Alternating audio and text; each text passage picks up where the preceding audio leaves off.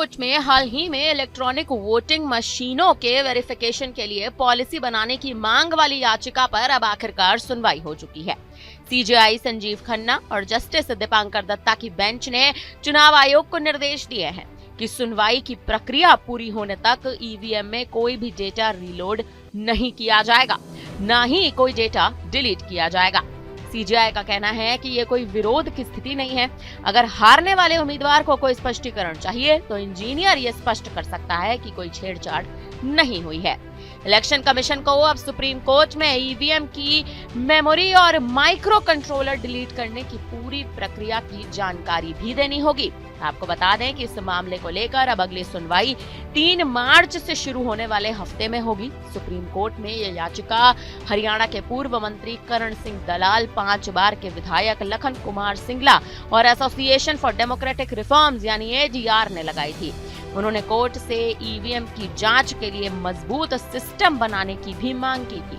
उन्होंने कहा था कि चुनाव आयोग ईवीएम के 4 कंपोनेंट्स यानी control unit, ballot unit, VVPAT और सिंबल लोडिंग यूनिट की ओरिजिनल बर्न मेमोरी और माइक्रो कंट्रोलर की जांच के लिए पॉलिसी बनाए।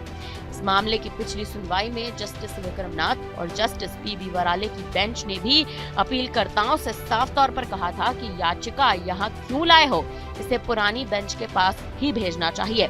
सुप्रीम कोर्ट की बेंच ने पुराने बैलेट पेपर से चुनाव कराने की मांग वाली याचिका खारिज कर दी थी और ईवीएम में गड़बड़ी की बात को निराधार बता दिया था।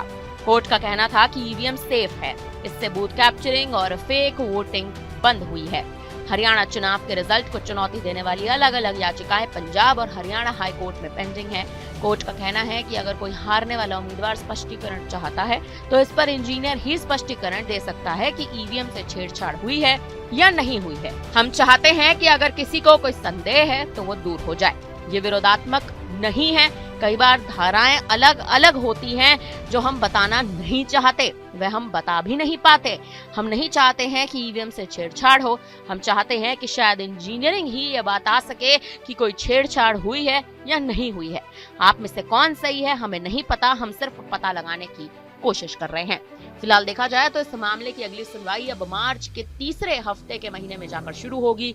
देखना दिलचस्प है कि आने वाले समय में आखिर ये मामला कोर्ट की ओर से किस ओर मुड़ता नजर आएगा।